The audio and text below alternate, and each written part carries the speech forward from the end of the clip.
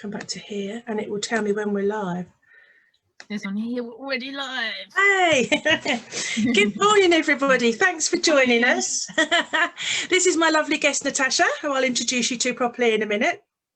So today I'm starting a series of lives every Tuesday called Time to Talk Tuesday. I am aware that I've kind of nicked the mental health one, but I like Time to Talk. And then when Natasha said, who's my first guest, said she could do Tuesday, I tapped in hashtag Time to Talk and it came up Tuesday. And I'd already posted one that said Time to Talk Tuesday. And I thought, well, that's obviously completely meant to be. So the idea of our lives is every week I'm going to touch for the next couple of months. So where are we? It'll probably run through till March sometime. I'm going to touch on a subject to do with death and dying. And have a guest who's going to talk about it with me, give us their knowledge, and we'll just have a chat about that particular topic. Going through from today's conversation is about the death conversation, so that's starting to talk about death and dying, how you can do that, what Natasha does to help people do that, and I do as well. Going through, there'll be about funerals, there'll be cremation, burials. We'll be talking to some funeral directors, talking to other celebrants, and I've got a soul midwife who's going to come on and chat to us as well about the palliative care she does, which is something I'm training to do too, so I'm really looking forward to that one. But to kick off, I have the lovely Natasha Steer with me. Good morning, Natasha. Good morning. Now, Natasha's from the wonderfully named Brown Bread Collective. Now, I'm going to hand over to Natasha and let her explain to you what that is. So Natasha, can you tell us a little bit about the wonderful name, please? Yeah, so the Brown Bread Collective was formed around 2 years ago now, actually, and it came out of myself and a few others in Medway having very open conversations around death, dying and bereavement. I was going to be studying death, dying and bereavement, which I now have as part of my health and social care degree. And just through personal experiences really had come to that kind of idea that we should form something that represents that locally. We do have death, dying and bereavement kind of strategy in Medway, which mainly is acted out through Dying Matters, but and through like public health in that way, but there was nothing in the community setting that was really doing it. We didn't have a death cafe. There maybe had been one held a few years ago, but there was nothing that was very active and regular. So we formed the Brown Bread Collective. So it's me, Candy and Rachel. There were a few others at the beginning, but just generally due to commitments they weren't able to continue supporting in a proactive way, but obviously lots of moral support always. And I love that name. Yeah, it took a lot of playing around with, but it works really well because people are like brown bread and they're like, oh, dead. Okay. And it's great because it just makes them laugh to begin with, you know. Yeah. What else would you like to know, I guess? Well, I mean, I love the fact that you came up with that name, and I think that sort of that kind of sets a tone. It kind of makes you go, okay, so we're talking about death, but this isn't perhaps morbid. It's not you must come and be miserable and talk about death. And I think the fact that you've got a jokey one, I mean, brown bread is obviously Cockney rhyming slang for dead, you know, and I think that is, you know, it makes people think, oh, hang on, this isn't going to be a completely miserable experience. It's about something that can be miserable. And that's, I mean, when a friend of ours, Ruth, introduced us, and when she, you know, and I went the Brown Bread Collective, and I can be irreverent, I can be, you know, very light-hearted, you know, as a funeral celebrant, that's, you know, I have to temper that, I have to say, but you know, and I was like, wow, you know, don't go in cracking jokes, you know, hasten to add, but I can only if they want me to, only if that's what's in my script and they've given me an anecdote. Yeah, I mean, some people want that, you know, so, but when I saw the name I was just like, wow, that is a really cool name. I mean, the one I do is just boringly called Time to Talk, because I thought I wanted it to be something friendly and approachable, and I think the Brown Bread Collective is just, that's awesome. So that's why you set yours up. So can you tell us a bit about what happens when you go to yours? And because obviously now they're online. Previously, Yeah, so you met in person, I'm guessing. yeah, so the collective has done a few different things. So we've had an art exhibition actually that was facilitated through MCH Healthcare through their clinic in Gillingham. So we had an art exhibition up as part of Dying Matters Week. And we generally try to facilitate conversation online through like our Facebook page and post up a lot of different really interesting articles, and we are, as individuals, I guess, proactively researching and working in the community within that. So we're representatives always of the Brown Bread Collective within the work that we do. So Rachel works a lot within fundraising within hospices and helping them to raise money, which is very important. Yeah. Candy works within local healthcare and is kind of, I think, three quarters trained as a deaf doula now. Okay. And then I'm working within community engagement, and so working with people with lots of different needs that often those conversations come up. They've experienced trauma in the past. So that's kind of the bulk of what we do. And then Candy had always wanted to set up a deaf cafe locally. And so I was like, well, please, can you do it with the Brown Bread Collective so that we regularly have something that is running. So then so it'll be 2 years this month that she's been running the Deaf Cafe, the Midway Deaf Cafe. And where did we start doing it? I'm trying to think. We've been mainly running it from Dragon Co-working in Chatham, which is a co-working space based in the St George Hotel, and it's a nice space because there's sofas and there's like a kitchen that people can just make their own drinks, and which is obviously what the Deaf Cafe is about, that it's a relaxed setting.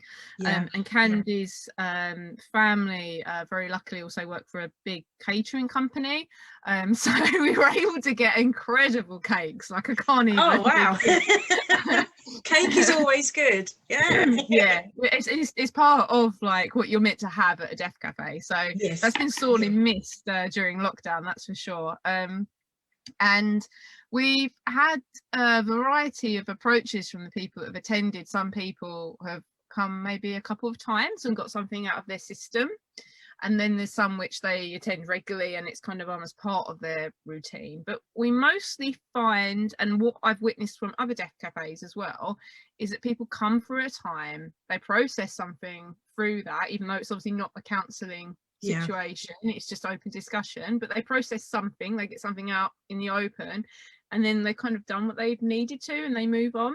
So it's quite interesting from that point of view. It's like it is kind of like a peer support, but it is. I mean, the original deaf cafes were set up in London by John Underwood, weren't they? Such a great name. That's it. I've got a feeling it was early 2000s. I should have looked it up. I did look it up, but I've forgotten. I should have written it down. And I know he died only a few years ago. I think it was 2017, wasn't it? And he set this up with his mum or partner and that's where the name Deaf Cafe comes from. And that is where you sit down with a cup of tea and a slice of cake and you talk about everything to do with death. That's why Natasha's has got a different name, and that's why mine has got a different name, because we don't quite, to use their name. No, we do call it the Midway Deaf Cafe. Is run under the banner. Oh, it is run under that, is it? Yeah, we haven't yet come up with our own name for the cafes. We might do at some point, because it would be nice to offer, because you're not allowed to offer signposting within the Deaf Cafe. So we may at some point design something that is our own, but at the moment your own name, using the model, because we're still kind of learning, evolving it almost. That's what I found difficult, as having worked in health and social care for the last 2 decades. I found it would be almost impossible for me not to signpost. I mean, it's like sitting on your hands when you're talking. I'm under this when I talk, and it's about Candy's done a lot of training around holding a space, which is very important, and obviously it's something that counsellors often do. So it is an art in itself, holding your space and not giving advice, but it is obviously generally that is very good for people as well. So you have, I kind of feel like we'll eventually maybe have 2 armed approach to it, where I think we have so, the Death yes. Cafe, which is an open space. You just talk. There is no advice, because sometimes people don't want advice. No. You know, it's often the case, isn't it? People often say to you, I'm not looking, why do you keep trying to offer solutions? I'm not after solutions. It can actually really upset people. Yeah. And then to have something where people are offered, okay, you do need mental health support for this, and this is a really good place to go. Yeah, I mean, obviously I've always put on the caveat of mine that it isn't a counselling or a bereavement session, you know, it is just to talk about death and dying. But then getting things off your chest is, like you say, is in its own way, it's counselling and it is support, because if people have got a deep set bereavement or counselling issue that they need, then they do need to talk to somebody. And it may be that have these conversations puts that into perspective, that actually they do need to talk to somebody, so that would be helpful. And I think the other thing that you're not supposed to have, if I'm right, is professionals. I read it as not having professionals kind of on board, whereas I've got 2 funeral directors who come to mind, not to tout for business, but just if somebody is, I mean, we had a conversation which I shall revisit in a later talk about cremation, and somebody said they were genuinely scared about whether they got their mum's ashes back or not. Yeah, and practical you know steps. Yeah, and you know, I have been to Maidstone Crematorium and I have had a tour around the back. The lovely lady that works there, lovely lady called Lindsay. When I first started doing Celebrancy, I said, I want, because before my first one, I just wanted to go, and I'd only ever been there as a mourner, and I wanted to go and stand at the lectern and look out and see what that felt like as part of my journey. And she said, why did you want to have a look at the back? And I was like, yeah. And I was there for an hour, and I went out the back and I saw the furnaces at work, and I've seen the computer tracking system, and you know, I am very much assured that the ashes you get are the ashes, because you have to put their name in, you have to put a key code in, you have to, there's no way you just pull them out and go, oh, is this Bert? Oh, well, we'll shove them in Bert. It's again, oh no, I forgot. Yeah, you know, you have to match up, you have to put a code in, and it's a long process. And I've been out the back of you know, and it was very interesting, and I think I could be saying this out of turn, but I think if you ask, you are allowed to go. I mean, I didn't have to get special permission, and I know some faiths actually permit that. Some faiths, you are the person who turns on the cremation machine. So yes, in some circumstances, generally, I think it's based generally on faith. But you know, I think if anybody was that curious and wanted to see for themselves, I mean, I don't want to give, you know, the local crematorium this sudden rush of visitors going like very popular in the Victorian age. But it wasn't. When they first opened, people would go along for like pretty much open days to see how it worked. And you know, that's the thing about how removed we are from the process of death and dying and talking about it and seeing it. And I think that's why these death conversations that you do and I do are so useful, because we're used to people going into hospital or into a nursing home and it's all sanitized and it's all, you know, I mean, like I'm nearly 50 and my grandparents died in one granddad died at home, but that was because they had quite a bit of money and he could pay, not they weren't rich, but he was nursed at home. But everybody else was in hospital because they were poorly or they were in a nursing home. And my mum, I was talking to my mum, who is nearly 75. She'll kill me for saying that, but she's 75 this year. She remembers her nan dying at home with her, not with her, but in their house. They lived in the same house, and people coming and going, and her being laid out in the front room. And that would have been when my mum was about 9, so that's early mid 50s. But in that space of time, that's changed. And obviously now we've got soul doulas and palliative care, and the you know, the Heart of Kent Hospice, for example, they encourage you to go in, they encourage you to go and see people. But it's quite a new phenomena. I managed to say that word right without stumbling over it. It's doing it is on how you look at, you know, person-centered care, I guess it is, from you know, the health and social care background.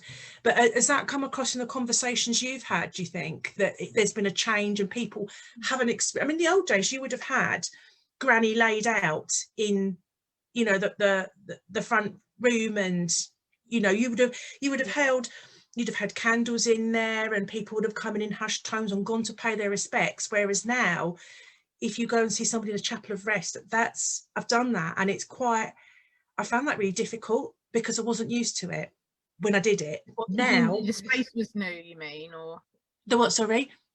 Do you mean because you didn't know the space and so it felt unusual? Do you know that it's possibly that the first time was I went and saw somebody who was dead. It was in a funeral director's, and you went up this long corridor, and it was, it could have been that it wasn't our space, and it wasn't. I mean, my daughter's watching, and I'm sure she's thinking, no, I don't want you laid out in the lounge, Mum. We have got people watching us, by the way. Lovely. But my daughter's watching, and like, you know, we've only ever had experience of people being in hospices, or I mean, I know Sophie won't mind me saying, but her granddad died at home, but her nan was with him. So, but that was somewhat unusual. But we've only otherwise had experience of people being in hospices and nursing homes. We've not had anybody at home.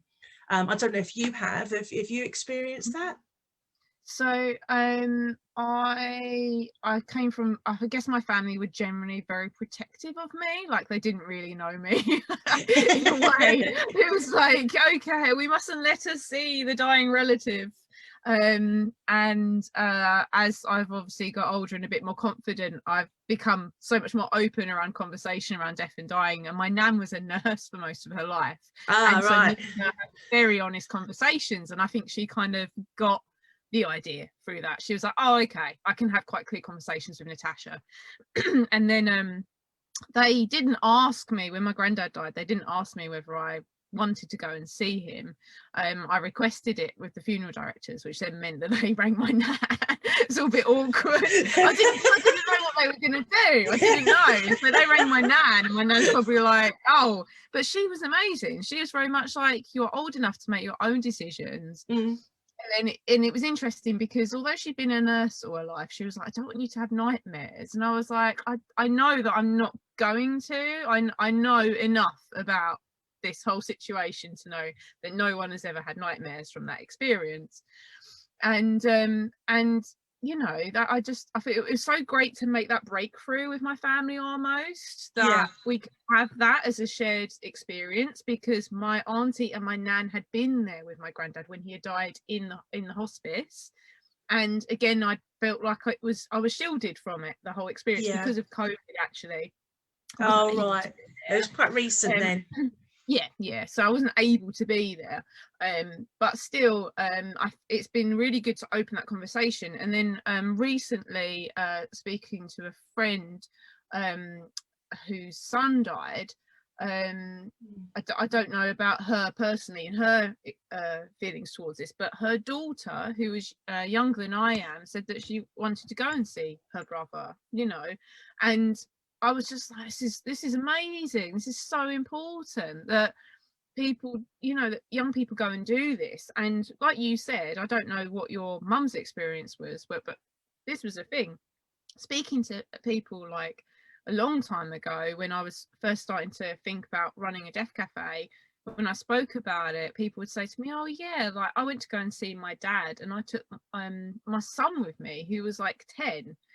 He wanted to go and say goodbye, and like the experience of the 10-year-old when they went to do it was just incredible. Like, child totally got it, found it very grounding, and resolved a lot of things around death for them. And it's so important. And I think that's so, and this is the thing, once people start to realize that it's not going to damage them psychologically, it's actually probably going to help and support their mental health, then I think we'll have more people that can have these amazing experiences. Because I think, you know, obviously it can be upsetting. I mean, you know, for my mind, when somebody's gone and you can't see them. And I was 6 when my nan died, and I wanted to go to the funeral, and my lovely mum and dad decided that I was too young, and at 6, you know, that was their call, and I probably was, and I absolutely adored my nan, and I didn't go. And it was, I struggled. I know I was young, I was 6. I struggled to work out where she'd gone, and I really missed her. And she hadn't been poorly, so that was a bit of a shock. So that might have been part of that process. But my my other nan, I saw her the day she died, and she was breathing, but so shallowly that I could understand that the next step, and obviously I was a grown up by then, so the next step I could see. But I didn't, like, my father-in-law died in October 2019. I didn't go and see him because I'd been with him up till the very last, and I knew, and I didn't need to. But my husband wasn't able to be there, so because he was away and he couldn't get back because he's a lorry driver, he just couldn't, because of the driving time, he just could not get back. It sounds crazy. He would have lost his license, lost his job. You can't bend the rules if you've driven for so many hours. I remember phoning him, and he was at Stonehenge. He was in the lay-by by Stonehenge, and I had to phone him and tell him. But so far, he just couldn't get back in time. But I think having that, like you say, when do you tell children, and talking to children about it? And from my experience, my children lost grandparents when they were, were you still watching? How old were you when Granddad died? That would have been 10 years ago. So she would have been 12, 13. So she was old enough to be able to, I mean, they went to the funerals, and my son lost his nan last year. Last year. So obviously he was a grown up. So we've been lucky that we've had that. But you know, for some children, you can't shield them from the fact that their mum or their dad's not there, or their little brother or sister or big brother or sister's not there. And that's when I think, how you deal with children, and then quite often they are so more resilient than you think, if you're open. And I've always found, when my 2 were little, that if they came and asked a question, usually to do with the birds and the bees, you'd give them a little bit, and when they came back and asked another question, you knew you know, I mean, I remember, for example, my son saying, how do you make a baby, when I was pregnant with my daughter, and I said, you know, you have a cuddle, a special cuddle. And he was like, oh, okay. And off he tried, because that had satisfied that. When he wanted to know a bit more, that developmental stage, that was they can understand. So with, you know, you say, nanny, granddad, or mummy, daddy's not here anymore. Well, where are they? They've gone to heaven. If they don't see that transition in some way, shape or form done, I mean, obviously for a child to see somebody drop down dead in front of them is horrific. It's horrific for anybody. But when it's done, and I think this is when it's done carefully, and with people, you know, thinking about how they're doing it, it's going to be very powerful and very helpful for future life. And again, if you don't talk about it, you can't, you know. And it's having these conversations. We've got my friend Jenny is going to lay me out in the lounge and surround me with ducks. Thank you, Jenny. Ducks. Do you like ducks? No, we've got a standing joke about ducks. And she also says, I definitely think there is something healing and healthy to see the deceased as past. I think the euphemistic answers we could be tempted to give children can be quite confusing. And do you know the one sorry? I was going to say, saying things like they've been taken to heaven is always like, I'm just like, oh no, that sounds like someone has taken them away. Where have they gone? And I think, that's it. And I think, and obviously there's so many things that we don't even understand. So finding a way to say things that is obviously it is down to the parents, because it's down to whatever faith and what that child time can understand. That's it. And obviously you can leave it open and say to a child, like, well, I believe in this, but it's entirely, if you believe that they've gone off to magical unicorn land, then that is completely up to you. Like, then it is, isn't it? Because it's like that whole thing of, if that's what you believe, then it is true. Do you know what I mean? It's like the rainbow bridge for animals, isn't it? Do you know? Exactly. And I remember a friend of mine died, and that would have been 2002. So my children were small. They were 7 and 5, and they sort of said, has he gone up the rainbow? We'd not long lost a pet. Oh, And yeah. they said, oh, has Trevor gone up the rainbow bridge with Jaffa? But the cat was Jaffa. And I went, Yeah. Oh. something like that, because that's how much they understood. Yeah. But you saying about, Jenny saying about the things we use, I remember being in town with my nan, and she talked about somebody had lost somebody, and I was wandering around thinking, well, where's this woman lost her husband? Where you know, exactly. it's the words you use, and where you don't. And the other thing that really sticks in my head is I was in town with my nan again, and she said, oh, I must just go and speak to Mr. whoever. And I said, oh, why? She goes, oh, because his wife died, darling. And I went, won't it make you sad talking about, won't you make him sad by saying that? And she said to me, well, darling, he's already sad. And she said, I remember when Granddad died, people I've known all my life crossed the street so as not to have to talk to me because they didn't want to say sorry to hear about John. So, and that stayed with me. So I always talk to people. They probably think, go away. But I always say, how are you? And, you know, I'm sorry. And that's it. Yeah, it's very hard, like having, and I think the thing is I having gone through like 2 significant bereavements last year, I now, when I watch people that are grieving, I understand it so much better from the point of view of, like, you just start to really hate everyone and hate the world. You just go into this loathing, and there's nothing you can say that can be right. There's just nothing. No, that's true. But there's nothing you can say that will bring any comfort, and you will just hate everything that person or people say to you. Yeah. And you just have to let that go, and then that person will adjust, and then things will be, and like I got really fed up with people constantly asking me how I was. I'm like, how do you think I am? Like, honestly, like, how do you think I am?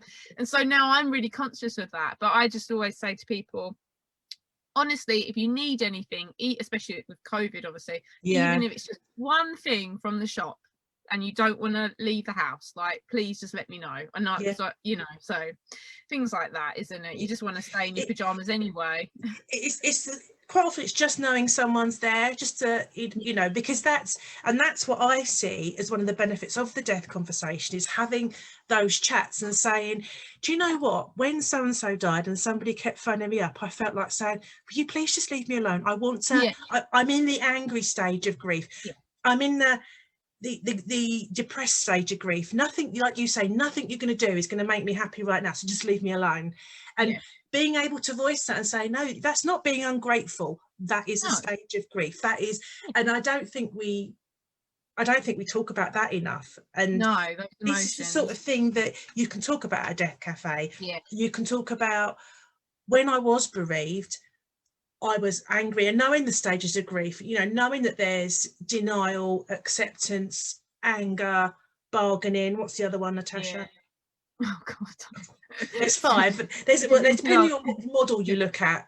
Yes, so many different experiences, and they go. The thing is, as well, it's like it doesn't follow a pattern. It's just erratic. That was the thing, wasn't it? That with the 5 models of grief. That it's Kessler, wasn't it?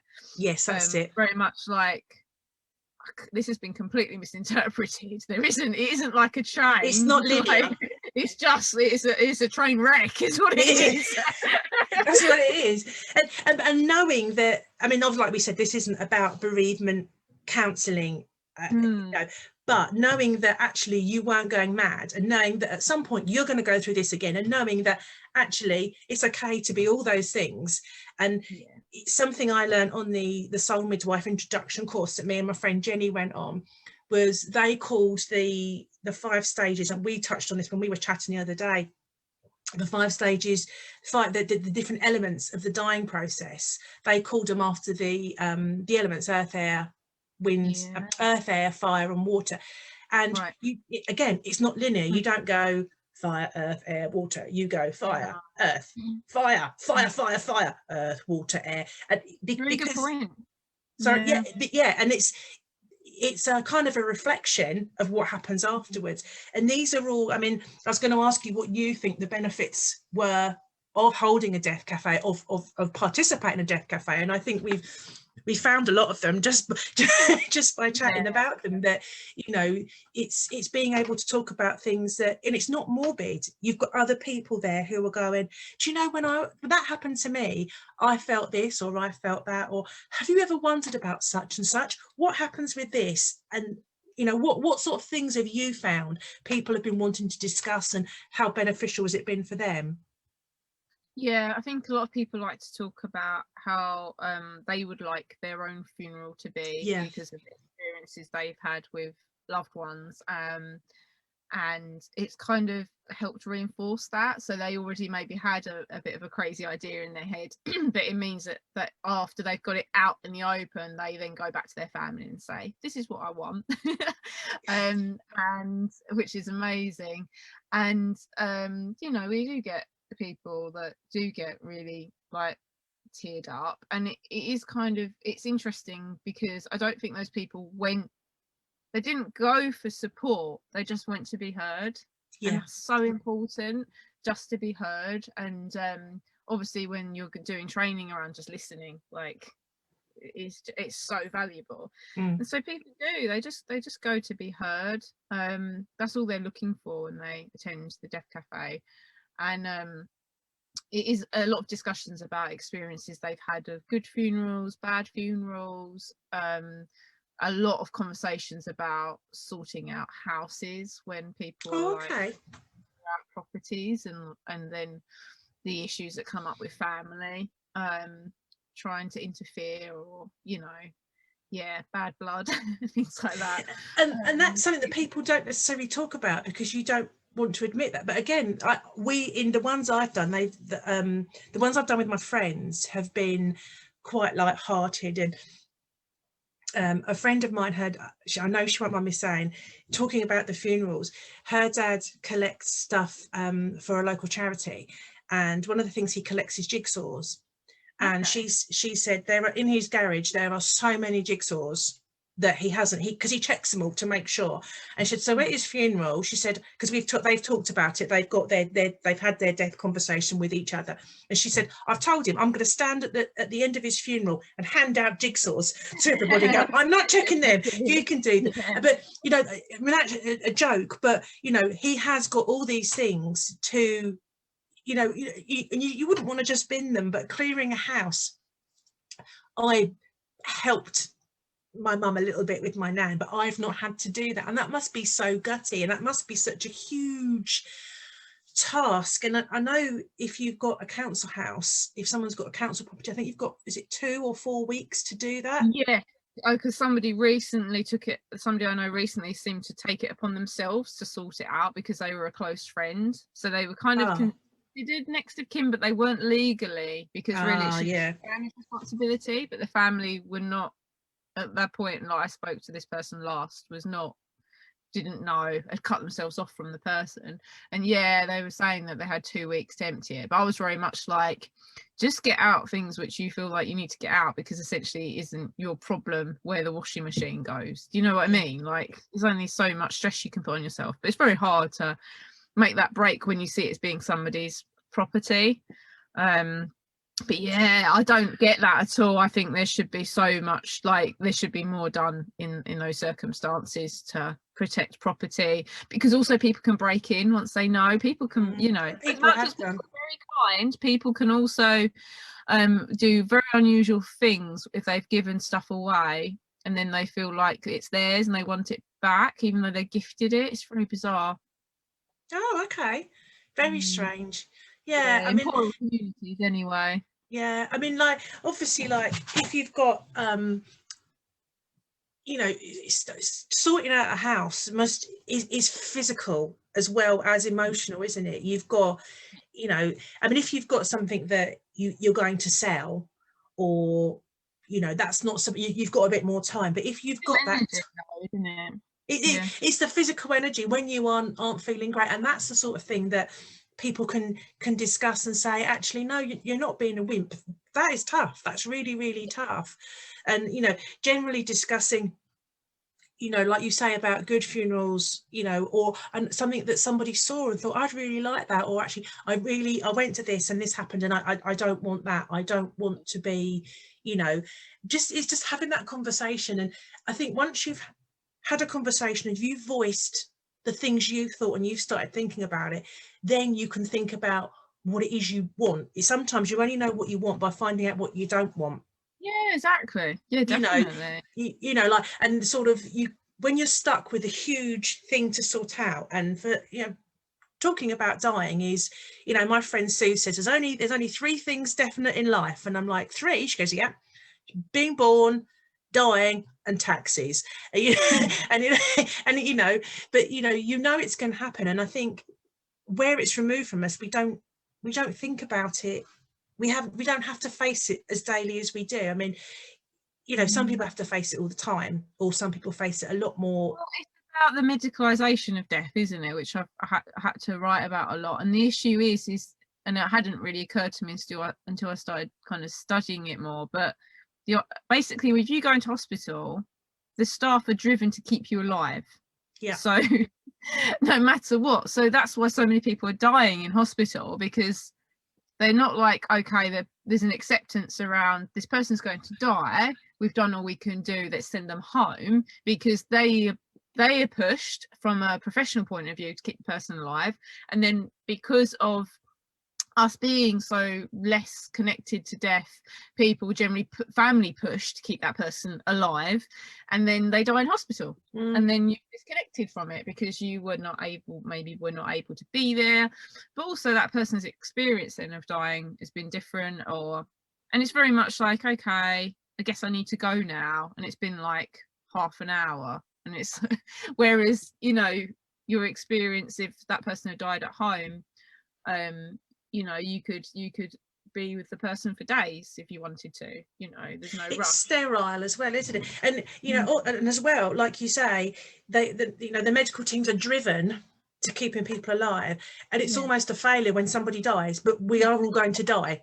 That is the basic truth. We are all, you know, we're born to die. We you know, we're slowly sort of disintegrating as we go, and especially approaching 50, I definitely feel my body's going, whoa, enough already. You know, the knees are going and whatnot. But it's, you know, it's very much that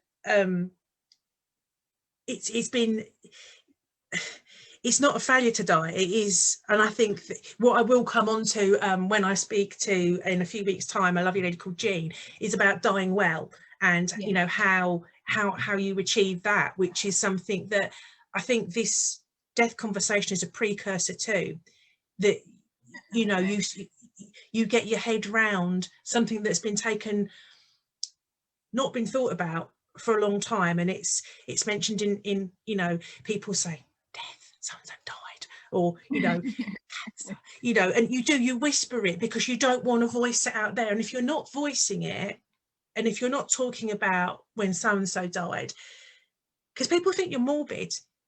That's the thing, you know, people sometimes people, even because obviously Death Cafe, initially people are like, oh, that's not very sensitive, is it? It's like, well, what's sensitive about death? Like, like what can how do you tread around the issue without it being upsetting? You can't. So you might as well just be like, okay, yeah, we're talking about death and dying, like, which is why it's not for the very recently bereaved and those that are still struggling, because it is for reflective thought further down the line, isn't it? Definitely.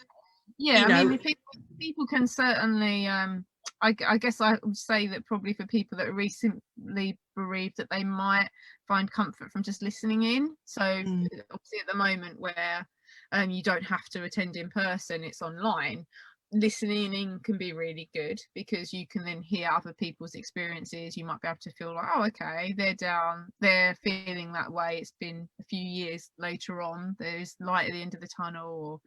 And there's obviously many podcasts which can help as well from that point of view. It can be very reassuring to know that, like you say, you're not lost your mind. It is perfectly normal to feel the way you do. But yeah, to feel like you have to contribute is asking a bit much. In fact, I was speaking yesterday to my husband about what I'd learned recently about willpower and how willpower is finite. So we only have like so much of it. Literally, we only have so much that we can use up, and so when it's gone, that's it. Well, that's when we can start to get very depressed and have panic attacks and things like that. So from the point of view of what you were saying about what we were talking about, clearing out a house or responsibilities you have into even just looking after other parts of the family that might be bereaved, you know, because through that bereavement, like we only have so much energy to deal with those things, that then to feel like we have to contribute even in a conversation at a deaf cafe is likely going to be too much. But to listen in is you know, might be supportive. I mean, I obviously mine have all had to be online because I started doing this last year. You've done the live ones, but obviously COVID is going to have changed the way we think about death, the way we've approached it, because, you know, it is a pandemic. People, you know, so many people have died because of COVID that, you know, some might have passed away last year anyway, some wouldn't have done. And, you know, I think now, certainly June, July last year, I knew of people who knew of people. Now I know people who have lost people from COVID. I know people who have died of COVID now. And I think that is a very different way, because like you said about not seeing them, we haven't got that physical presence. I mean, like at the moment, a funeral, you can have 30 people at a funeral. And they have to be spread out. It's a bit different for graveside because the process has been completely messed up. Yeah. So I mean, for example, so you're talking of less than a third of Maidstone you can use, and so about a third of Maidstone's capacity and Medway's capacity. They're both chapels. That's less than a third of their capacity. So that's a grim way for somebody to go as well. And it's those things that I think are going to promote conversations this year about a different kind of disconnectedness to the dying process and the dying conversations. That if someone is poorly, I mean, I had a friend last year whose mum went into hospital, not with COVID, and she didn't see her again because of COVID. She couldn't see her again, although she was in there for 2 weeks, because she couldn't go in and see her.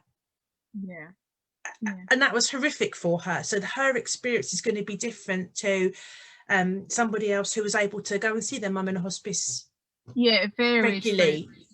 It varied through the year as well as to how strained the health services were, and the knowledge as well that they had about people visiting and the safety involved. And so I think that, to be honest, I think when the pandemic is over, I think that there will be, I expect myself to grieve, not again, but I expect there to be an extension of my grief, that because I can share my experience, which is I've not been able to do it's not the same digitally. No, of course not.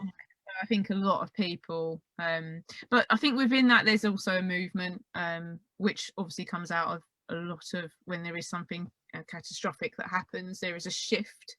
So I think that being part of that shift is also a positive, being able to be part of that conversation and reflect on all of that, alongside being, I guess, almost united within that grief, that can be quite powerful, and that we move together to think, well, you know, well, we know we certainly don't want dying to happen behind closed doors. There we go. That's something that comes out of that. that is it. Quite simply, that is it. And the whole process and talking about it is the whole ethos of what you do and what I do, is that it's discussed and it's open, and that it's not hidden away. And I think that's, you know, it's not behind closed doors. I think that's the complete, that sums it up better than anything I could think of. So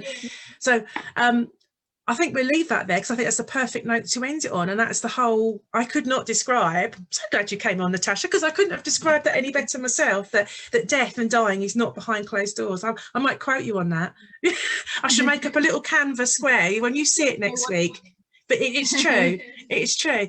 So thank you for everybody that joined us. Oh, and Kim's just popped in now, and Kim works at Funeral Directors, so watch it through, Kim, and give us your opinion. But thank you so much for joining us. tell people when our deaf cafes are? Yeah, So definitely. Yeah. So I was just going to say, if you want to tell us how people can get hold of your deaf cafes, where they are, and then if you go on to the page and put the links on afterwards. Yeah, that'd be good. Yeah. So yes, so we have our deaf cafe on the last Wednesday of every month at 8 o'clock through Zoom. So if you go onto the Brown Bread Collective, you'll see. I think there's definitely a poster up already. I can't remember if we. There is 27th, I think, isn't it? Yeah, 27 Wednesday, 27th at 8 p.m. So that's one of your options, and then Claire can give you another option. Oh, and mine are Time to Talk. They're every third Sunday of the month, and they are on the Mind Body Spirit online studio, which my friend Sue runs, which you've obviously seen the adverts for. But if you put a link up on this afterwards, Natasha, and you know, you can put it there. But and they're free. They're all free. Nobody has to pay. I couldn't stand to profiteer from, you know, from death. And is your community place, is that free as well, obviously, for you to hire? And the space, yeah, I'm a co-worker there, so they very kindly donated us the space there to use it. Yeah, because it's open to the co-workers there if they want to attend as well. Oh, that's good. That's good. Yeah, there is a community space in Mason where there used to be one held, but when I checked the website on people doing that, there hasn't been one held in Maidstone physically, from what I can see, from about 2017, which is sad. But it may be something that comes up after COVID. It may be once we can do it again. I'd definitely be interested in doing them face to face, because I think you get something different from exactly. You know, you get something from Zoom that you don't get, because you can go, even if you're thinking, oh, I really can't be bothered, it's a wet dark night, oh, if you can plug in, it might encourage you to come out. But those that actually want the human contact, once COVID is under control, I think I'd like to offer both options when we go back to meeting in person. I you know, ideally if I can set up my laptop even and put it on a chair so the person can be present, you know. And I think that's one of our one of the gifts of COVID has been people, you know, their little tendrils have gone out over the ether, over the internet, and we've found ways to still connect and still not be tucked away and hidden away, you know. Like, I mean, I'd never heard of Zoom before the internet, before COVID, never, you know. And somebody said about Zooming you, I'm like, what's that? But I do so many things on it at the moment because it's our only way to connect, and that's got to say something about the human condition and spirit and ego and all of that, hasn't it? Yeah, definitely. So I'll let you close with your wonderful quote, because that was just an awesome quote. So can we remember what it was now? We don't want dying behind doors. Yeah, we definitely don't want dying behind closed doors. So thank you, Natasha. I'm going to end this live. So thanks everybody for joining us, and Natasha's going to put her link to the Brown Bread Collective on the notes afterwards. So thanks a lot, everyone. Bye.